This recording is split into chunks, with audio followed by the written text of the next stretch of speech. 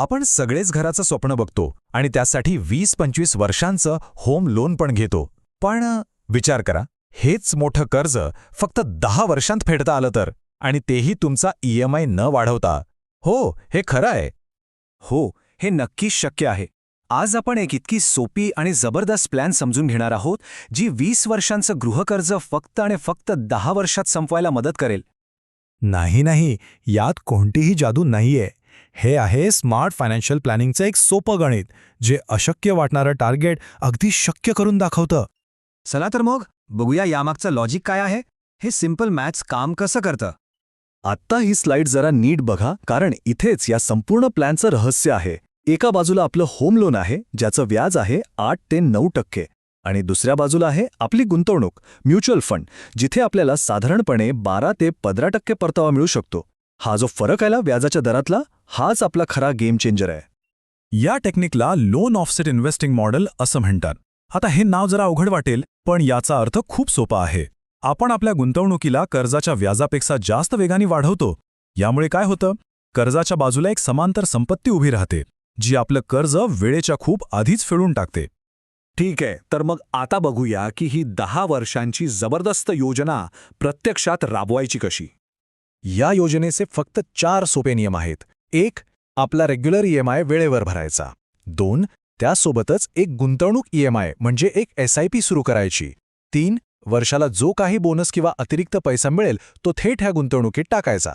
आणि 4. दरवर्षी आपल्या SIPची रक्कम थोडी थोडी वाढवत न्यायची. हे सगळं ऐकायला तर छान वाटतंय, पण खरंच असं होतं का? चला, एक अगदी आपल्यासारखं सामान्य माणसाचं उदाहरण घेऊन हे समजून घेऊया. चला आपण एका मध्यमवर्गीय व्यक्तीचं उदाहरण घेऊया. समजा पगार आहे 40,000 रुपये महिना.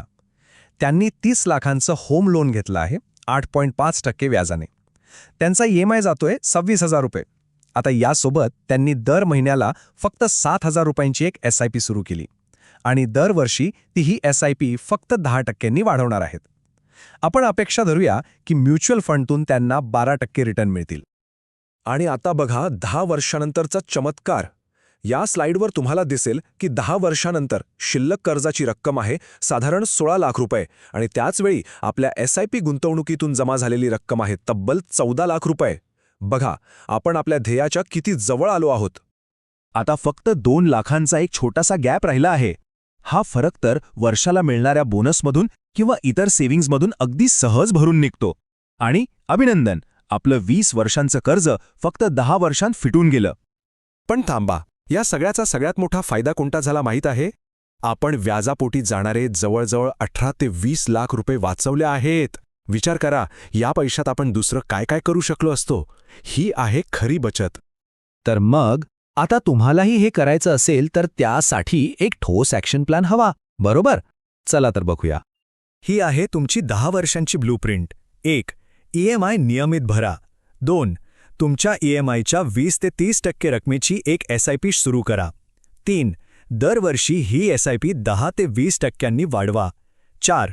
प्रत्येक बोनस आणि एक्स्ट्रा इन्कम थेट गुंतवा. 5.